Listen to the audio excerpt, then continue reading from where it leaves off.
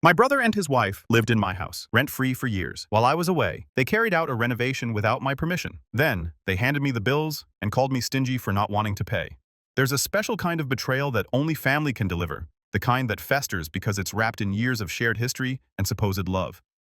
And the source of my particular lesson in familial treachery was a two-story duplex on the east side of town, a building I'd poured my blood, sweat, and every spare dime into for years. It wasn't just bricks and mortar. It was my Declaration of Independence, my nest egg. The proof that I, a perpetually scrambling to make ends meet woman, could build something solid. I bought it 5 years ago. The paint was peeling, the plumbing was questionable, and the garden looked like a science experiment gone wrong, but it had good bones. I saw the potential. I also saw my younger brother Kai struggling. He'd just married Jordan, and they were living in a cramped, overpriced apartment, barely making ends meet with his part-time gigs and her, well, Jordan mostly focused on her social media influencing aspirations, which hadn't quite taken off. "It's perfect," Alina Kai had gushed when I first showed him the duplex, still a mess, but mine. "You're amazing. The upstairs unit is self-contained," I'd said, already formulating the offer in my head. "2 bedrooms, decent kitchen space once I fix it up. Why don't you and Jordan move in? No rent. Just cover your own utilities. Get on your feet. Save up a deposit for your own place." Kai's eyes had welled up. "You'd do that?" Really, Jordan, standing beside him, had managed a tight smile and a, "That's very generous, Alina." Even then, her gratitude felt a little strained, a little too polite, but I'd brushed it off. Kai was my brother. I wanted to help, so they moved in. I lived in my own tiny rental across town, pouring every spare cent and moment into renovating their unit first, then the downstairs one, which I planned to rent out to cover the mortgage. I worked double shifts at the restaurant, took on freelance graphic design projects that had me staring at a screen until 3 a.m. My diet consisted of coffee and determination. New clothes, a vacation, those were luxuries for a different lifetime. The duplex was my priority, my sacrifice. The first year they were great. Kai would sometimes help with the heavy lifting on my renovation days for the downstairs unit. Jordan would occasionally bring me a glass of lemonade, complimenting my progress with wide, seemingly sincere eyes. "You're making it so beautiful, Alina. We're so lucky." But slowly things began to shift. It was subtle at first. After I finished the downstairs unit and got good tenants and the mortgage was covered, but property taxes and maintenance were still a beast. One summer, their air conditioner broke. It was an older unit, sure, but I suspected it had been run non-stop at Arctic temperatures. Alina, Jordan had called, her voice breezy. "The AC's dead. It's like an oven up here. When can you get it fixed?" "Oh, that's not good," I'd said, already calculating the cost. "Did you try resetting the breaker or checking the filter?" A pause. "No, that sounds complicated. It's your unit, so we figured you'd handle it." I bit back a sigh. "Okay, I'll call a repairman. It cost me $600 I didn't really have." They didn't offer to chip in. When I gently suggested that maybe they could be a bit more mindful of its usage, Jordan had looked affronted. "We pay our utilities, Alina. We should be able to be comfortable." Then there was the time Kai mentioned they were thinking of getting a dog, a big one, in my newly renovated unit with its freshly polished original hardwood floors. A dog, I'd asked, trying to keep my voice even. "Kai, we talked about this. The lease agreement for the other tenants is no pets, and I'd prefer to keep it consistent. Plus the potential for damage." "Oh, come on, Alina," he'd wheedled. "It's practically our home. Jordan's always wanted a golden retriever. It is my home, Kai. My investment. And the answer is no. Not right now." He'd sulked for a week, and Jordan had been icily polite the next time I saw her. Life has a way of just happening. I got busier with my own career, slowly climbing the ladder at a marketing firm. The tenants downstairs were quiet and paid on time. Kai and Jordan seemed settled. I'd drop by for holidays, birthdays, quick exchange texts. "Everything good?" I'd ask Kai. "Yep. All quiet here, sis," he'd reply. He was always cheerful if a bit vague. Jordan rarely initiated contact. I figured they were just living their lives, hopefully saving money, making plans. I trusted them. Maybe I was naive. Maybe I was just too exhausted from building my own life to scrutinize theirs too closely. It had been a few months since I'd last dropped by. With a rare Saturday off, I figured, why not?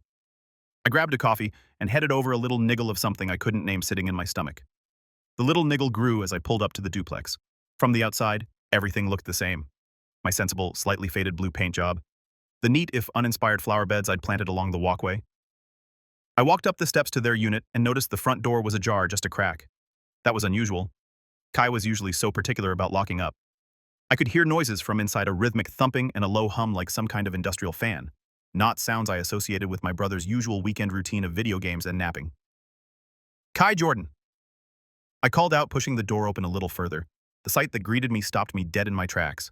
My coffee cup slipped from my fingers, splashing lukewarm liquid down my jeans, and the entire front living area was different. Walls had been moved. Where my cozy, slightly worn, but perfectly functional kitchen once stood, there was now an open-plan monstrosity. Gleaming white cabinets reached to the ceiling accented with brushed gold hardware. A massive island topped with a slab of what looked suspiciously like Carrara marble dominated the center of the room. Stainless steel appliances, the kind with digital displays and price tags that made my eyes water, were built into custom cabinetry. It looked like something out of a glossy magazine, a style so far removed from my own practical taste, it was almost comical. I stumbled forward, my mind struggling to process. The thumping was coming from further back. I walked as if in a dream past the alien kitchen toward the main bathroom. The door was open. More marble. A freestanding soaking tub I knew for a fact cost more than my first car. A rainfall showerhead the size of a dinner plate. "Oh, good! You're here!" Jordan's voice, bright and cheerful, cut through my daze. She emerged from the master bedroom, not in her usual yoga pants and oversized hoodie, but in a stylish linen jumpsuit, her hair perfectly coiffed. She was beaming a wide, self-satisfied smile plastered on her face. She held a sleek leather-bound folder in her hands. "What? What is all this?" I managed my voice barely a whisper. "Surprise!" she chirped, gesturing around with a flourish. "We knew you've been so busy, Alina, and this place was just, well, it was a bit dated, wasn't it? So Kai and I decided to take the initiative. A little refresh? A little refresh. This was a gut job, a six-figure top-to-bottom, no-expense spared demolition and reconstruction." She stepped closer, her smile unwavering, and pressed the folder into my numb hands. "Here are all the invoices. We kept meticulous records. It came in just under $100,000. Not bad, right? For a full high-end remodel." I stared at her speechless. "You can afford it, Alina." She continued, her tone now slightly patronizing, as if explaining something to a slow child. "And it's your house anyway. It needed an update. Think of the equity." Kai chose that moment to shuffle in from the hallway, looking sheepish but also expectant. He wouldn't quite meet my eye. "What have you done?" I finally found my voice, which came out hoarse. "We've improved your investment, Alina," she said, puffing up slightly. "You should be thanking us." "Thanking you." I repeated the words, catching in my throat. The shock was starting to wear off, replaced by a wave of icy fury that began in my toes and rose, chilling me to the bone. "You spent nearly $100,000 on unauthorized renovations in my house, and you expect me to thank you and pay for it." Kai finally spoke, his voice defensive. "Well, yeah. It's your property. It benefits you in the long run. Don't be so stingy, Alina. We did all the hard work of managing the contractors and picking everything out." Stingy. After 5 years of rent-free living after I'd sacrificed and saved to give them a leg up, the audacity was a physical blow. I could feel the blood draining from my face, then rushing back with a heat that made my ears burn. I looked from Kai's evasive face to Jordan's smug, confident one. I wanted to scream. I wanted to rage. I wanted to throw that ridiculously expensive marble-topped island through the brand-new picture window. Instead, a strange calm descended. A very cold, very clear calm. I closed my mouth, took a slow breath, and looked down at the folder in my hands. I didn't open it. "I see," I said, my voice devoid of any emotion I was actually feeling. "I need to process this." Jordan, seeing my stunned silence, added with a condescending smile, "We even picked out finishes we knew you'd love. Eventually consider it our gift to your portfolio." My blood ran cold. This wasn't a misunderstanding. This was a calculated move, a deliberate, entitled, breathtakingly arrogant heist. "I have to go," I said quietly, turning on my heel. I walked out, leaving them standing in the opulent ruin of what used to be my sensible, carefully managed investment property. The smell of fresh paint and new grout followed me out the door, smelling like betrayal. The drive back to my own small, slightly cluttered apartment was a blur. The cold calm I'd managed to project in front of Kai and Jordan shattered the moment I closed my front door behind me. I sank onto my sofa, the leather folder still clutched in my hand, and the numbness gave way to a tremor that started in my hands and spread through my whole body. Betrayal. It was a raw, physical ache in my chest. I replayed the scene over and over. Jordan's beaming face, Kai's mumbled accusation of me being stingy, the sheer unadulterated gall of it. They hadn't just crossed a line, they bulldozed it, paved it over with marble, and sent me the bill. How could they think this was okay? How could Kai, my own brother, stand by and let this happen, even participate? The hurt was a sharp, jagged thing. 5 years. 5 years I'd given them a home, a chance to build their future, and this was how they repaid me. Then a different thought began to surface through the pain. This wasn't impulsive. That level of renovation, the contractors, the specific high-end choices, it had to have been planned meticulously. I remembered an offhand comment Jordan had made months ago during a rare family dinner. "We're just bursting at the seams in that little kitchen," she'd sighed, dramatically swirling her wine. "It's impossible to entertain properly." At the time, I dismissed it as typical Jordan hyperbole. Now it felt like a breadcrumb. I grabbed my laptop. Jordan was obsessed with her online image, but her public social media was all carefully curated lifestyle shots. Nothing that would reveal a major renovation in a home that wasn't technically hers to renovate. Then I remembered Kai mentioning with a roll of his eyes Jordan's endless vision boards and digital scrapbooks. She used one of those cloud storage services with the cutesy animal logo. It was a long shot, a desperate, ethically murky stab in the dark. I knew their wedding anniversary. I knew the name of the fluffy white cat Snowball that Jordan doted on and that I'd expressly forbidden in the unit, a rule clearly ignored. I tried a few combinations: anniversary date plus Snowball, Snowball plus anniversary, then Snowball followed by their wedding year. Bingo. I was in. My heart hammered against my ribs. A folder list appeared. Most were innocuous. Vacation ideas, recipe collection, influencer collabs, dreaming. And then there it was, our dream home project. My breath hitched. I clicked it open. It was all there. Subfolders meticulously organized, kitchen inspiration, bathroom finishes, contractor quotes. There were invoices, dozens of them already paid from an account I didn't recognize, probably joint savings they'd been siphoning into this instead of, say, a down payment on their own place. There were architectural drawings, detailed plans for my duplex unit, transforming it into their palace. And then the final damning piece of evidence, an email draft in a subfolder titled Comms. It was addressed to one of the main contractors, dated 6 months prior. It was from Jordan regarding payment. It read, "We will be managing the initial deposits. The final balance will be settled by the property owner, my sister-in-law Alina, once the project is complete and she is presented with the full scope of the value-adding upgrade. She's very supportive of us making the space our own." Supportive, value-adding upgrade. My hands were shaking so hard I could barely control the mouse.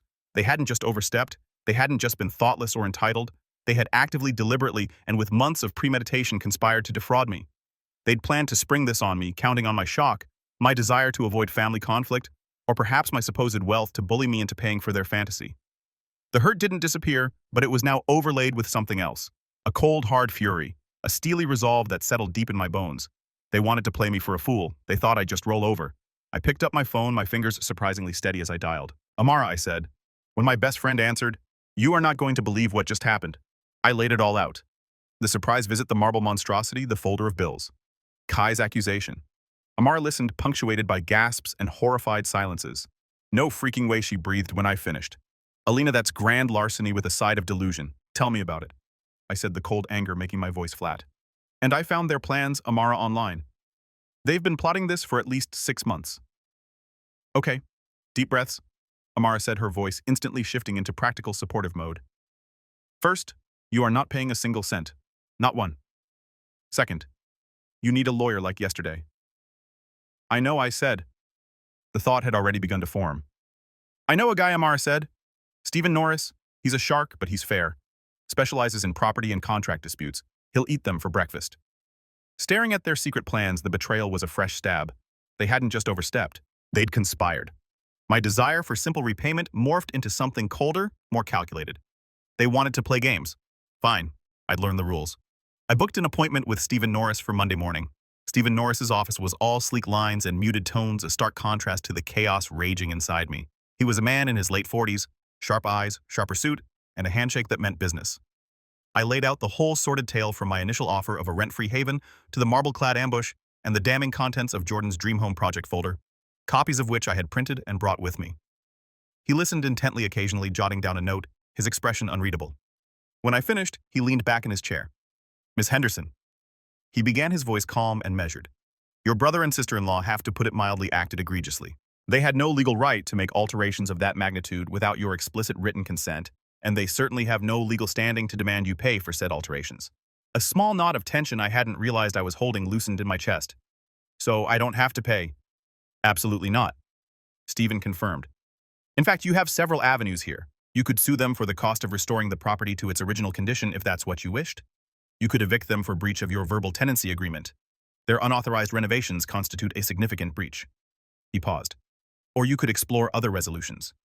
The idea of simply evicting them and suing for damages was tempting, a quick clean cut. But then I thought of Jordan's smug face, Kai's accusation. It wasn't just about the money anymore. It was about the audacity, the sheer unmitigated entitlement. What kind of other resolutions, I asked. Stephen's lips curved into a slight, almost imperceptible smile. "Well, they've significantly, if illegally, increased the value of your asset. We could certainly leverage that." I left his office an hour later, a plan beginning to take shape.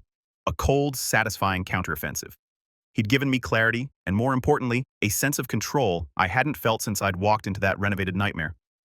Meanwhile, back in their marble palace, Kai and Jordan were clearly growing impatient. A few days after my visit, Jordan's texts started. Hey, Alina, just wondering about that reno payment. The contractor for the countertops is asking about the final installment. Let me know when you can transfer. The smiley face was particularly galling. I ignored it. 2 days later, another one. Alina, seriously, we need to get these bills paid. It's starting to get awkward. Can you at least give us a timeline? I continued to ignore them. Let them sweat. Let them wonder. Then photos started appearing on my cousin Sarah's social media feed. The caption read, housewarming kind of at Kai and Jordan's gorgeous new place. So jelly guess your new kitchen vibes are dream home. My jaw tightened. They were already showing it off, claiming it as their own. Before I'd even agreed to foot the bill, they'd fraudulently run it up in my name. The nerve was boundless. Then came the call I'd been dreading but also expecting. My mother, Nancy. Alina, darling. She began, her voice laced with that familiar tone of gentle persuasion she used when she wanted me to smooth over family ripples.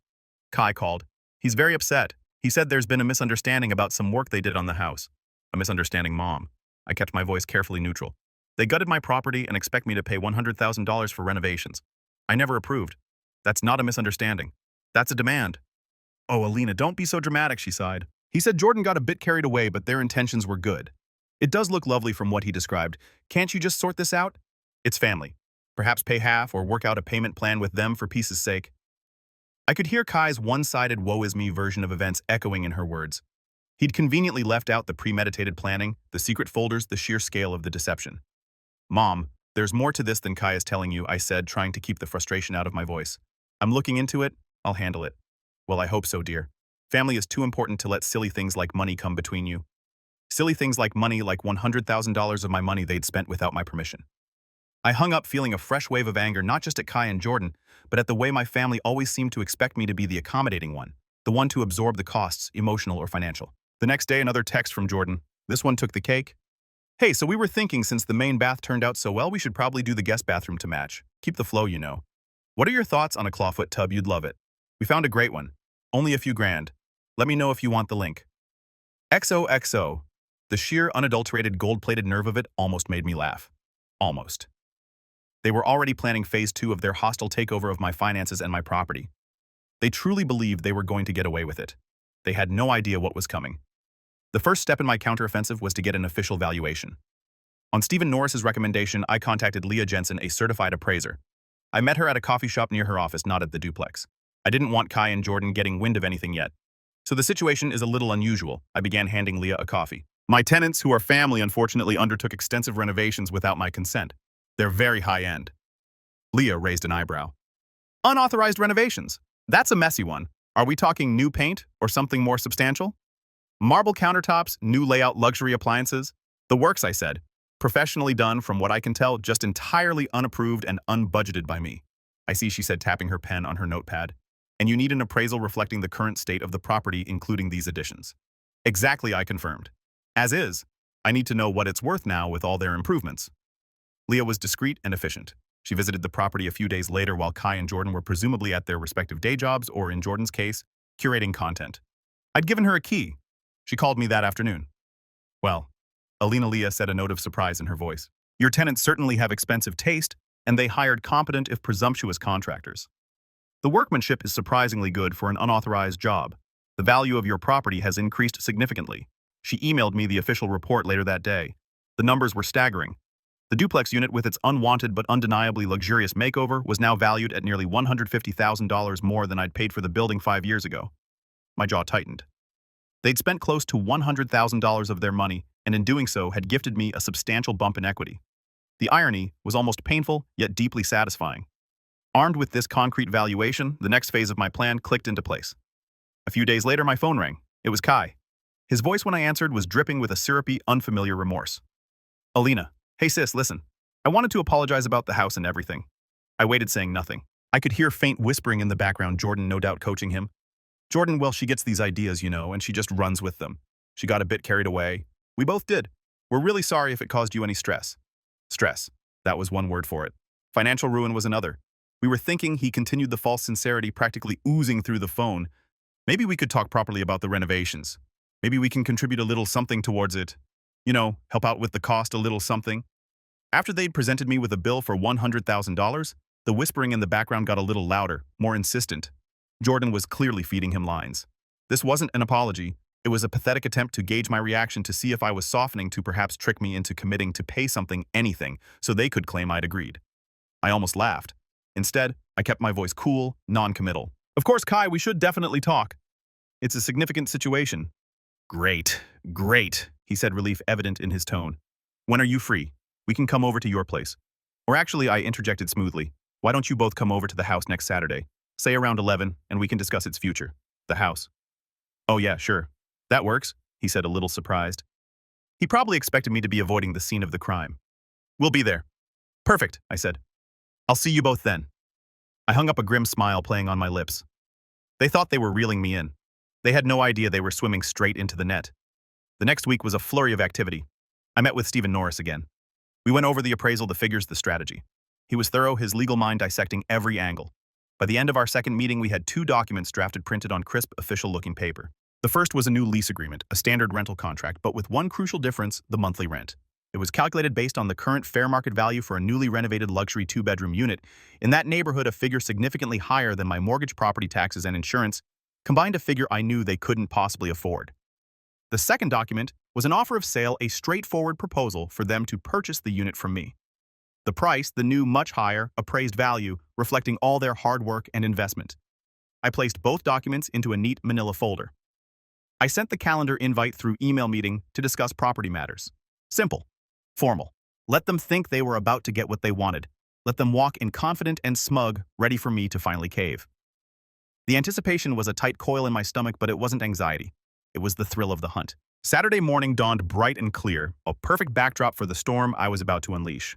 I arrived at the duplex a good hour before Kai and Jordan were due, the manila folder heavy in my tote bag. I let myself into their unit, my unit using the key I still had. The air still smelled faintly of new paint and expensive wood.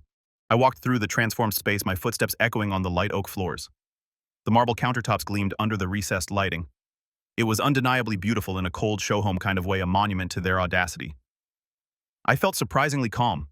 The weeks of anger, hurt, and meticulous planning had distilled into a cold, clear focus. I knew exactly what I was going to do, exactly what I was going to say. There was no room for doubt, no space for wavering.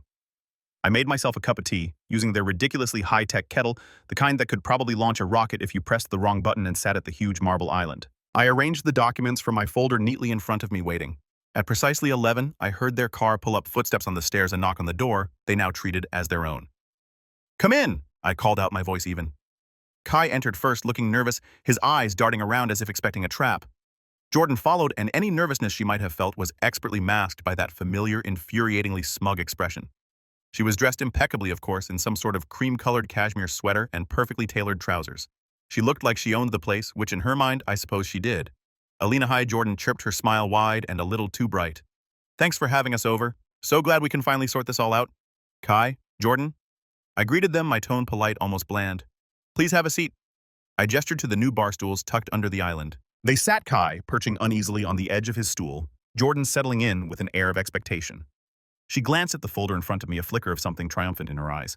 She probably thought it contained a check, or at least a payment plan proposal heavily weighted in her favor.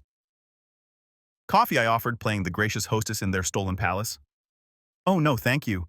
We're fine," Jordan said, waving a dismissive hand. "We just had brunch." An awkward silence descended for a moment. I let it hang there, watching them. Kai fidgeted with the strap of his watch. Jordan examined her perfectly manicured nails. Finally, Jordan broke the silence, unable to resist guiding the conversation. So she began, leaning forward slightly, her voice conspiratorial. "This place, right? It's just amazing now, don't you think? It finally feels like a real home." I met her gaze. "It's certainly different," I said, my voice carefully neutral. "Different in a good way," she pressed. "All the agents say kitchens and bathrooms sell houses, Alina. We've basically future-proofed your investment. That marble's Italian. And the appliances are all top-of-the-line, energy efficient, too."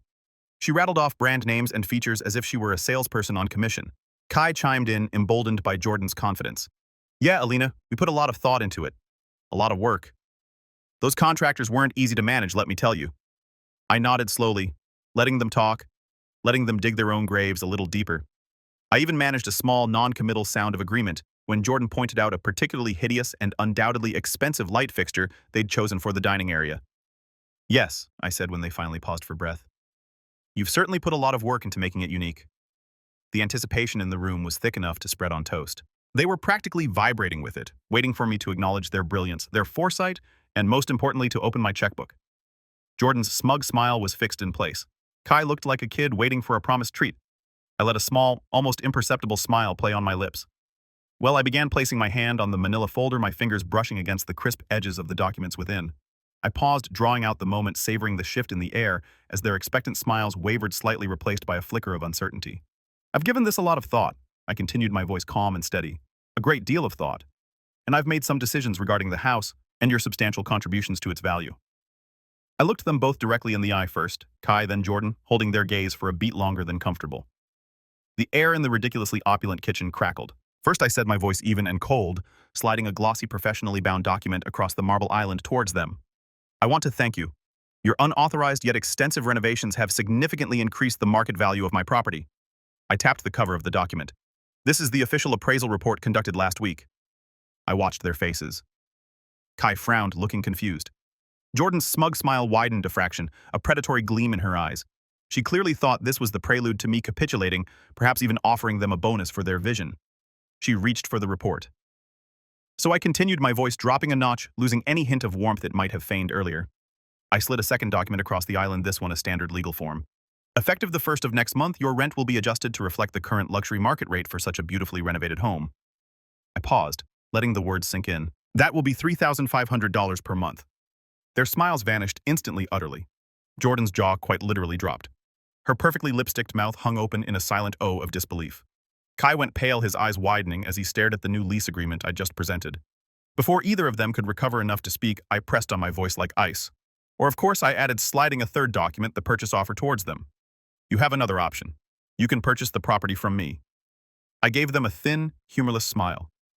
Given your substantial investment and clear emotional attachment to the place, it only seems fair to offer it to you first. I tapped the purchase offer. The price based on the new appraisal, which reflects all your wonderful upgrades, is $475,000. Silence. A thick, stunned, suffocating silence filled the room. The only sound was the faint hum of the brand new top-of-the-line refrigerator. Then chaos erupted. What Jordan finally shrieked, her voice cracking. She shot to her feet, knocking her bar stool slightly askew. You can't do that! $3,500 a month? Are you insane? It's the current market rate, Jordan, I replied calmly, though my heart was hammering. For a unit of this quality in this location with these finishes, your finishes, I might add. But we did all the work. Kai stammered, his face a mask of bewildered outrage. We paid for it. You can't just charge us rent on our own improvements? Actually, Kai, you made improvements to my property, I corrected him, my voice still level. Improvements I never asked for, never approved, and certainly never agreed to pay for. You presented me with a bill for nearly $100,000.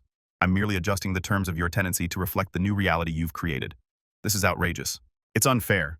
Jordan was practically screaming now, her face flushed an ugly red that clashed horribly with her cashmere sweater. We're family. You're supposed to help us, not extort us. Extort you? I raised an eyebrow. I believe you were the ones who presented me with an unexpected six-figure bill after conducting major renovations without my permission. I'm offering you to pay the fair market rent for the luxury apartment you've designed for yourselves, or buy it at its fair market value, a value, I remind you, that you yourselves established with your contributions. Kai was shaking his head, looking utterly defeated. We don't have that kind of money, Alina. You know we can't afford that rent. We can't afford to buy it. His voice was a desperate whisper. Then perhaps you should have considered that before you decided to play real estate developer with my assets, I said, my patience wearing thin. The cold fury was back, bubbling just beneath the surface of my calm demeanor. Jordan screeched, You're evil, Alina! This is our home! Her eyes blazed with a mixture of fury and panic. I met her furious gaze unflinching. No, Jordan? This is my house, which you treated like your personal ATM and showroom. You made your choices when you forged ahead with this ridiculous, unauthorized renovation. You made your choices when you expected me to just gratefully pay for your lavish tastes. Now you have new ones to make. I stood up, collecting my copy of the documents. You have 30 days to either sign the new lease agreement or accept the purchase offer. If neither of those options works for you, you have 30 days to vacate the premises. I walked towards the door, leaving them standing there amidst the splendor they had so arrogantly created, their faces a mixture of shock, disbelief, and dawning horror. The silence that followed my ultimatum was more satisfying than any shouting match could ever have been. The 30 days that followed my ultimatum were a maelstrom. My phone blew up with panicked calls from Kai, his voice alternating between pleading and accusing. Alina, you can't be serious. We'll be homeless. How could you do this to your own brother Jordan? After her initial outburst resorted to a barrage of texts. They started demanding, you will regret this, Alina. We have rights, then shifted to bargaining. Okay. What if we pay you back for the renovation over time like a tiny bit each month, and you keep the rent the same, and finally devolved into desperate, tearful pleas? Please, please, Alina, we made a mistake, a huge mistake. Don't do this to us. We'll do anything. They tried to rally the family. Of course, my mother Nancy called again, her voice tight with distress. Alina, Philip, and I are very concerned. Kai is beside himself. Jordan is a wreck. Can't you find it in your heart to compromise? They're offering to pay you back eventually. This time I was prepared. Mom, I said calmly. Did Kai tell you they'd been planning this for over 6 months? Did he show you the Dream Home project folder Jordan kept detailing how they were going to present me with the bill for their upgrade? Silence on the other end of the line. I'm emailing you copies, Mom, you and Dad, so you can see the full picture. I sent them the evidence, the invoices, the email drafts, the whole sorted plan. When Mom called back later, her tone was subdued. Oh, Alina, I had no idea it was so calculated. She still tried a week, but they're young, they make mistakes, but the conviction was gone. Even she couldn't defend this level of premeditated deceit. Philip, true to form, said little, but I could tell he was shocked. Kai and Jordan scrambled. They couldn't afford the new rent, not even close, and getting a mortgage for nearly $500,000, especially when they were already carrying the secret debt from the contractors they'd hired for my house, was an impossibility. Their frantic attempts to find a financial loophole, a sympathetic lender, or a rich relative to bail them out, all failed. On the 29th day, a moving truck pulled up to the duplex. I didn't go over. I didn't need to. My lawyer had already informed theirs that I expected the property to be left in pristine condition.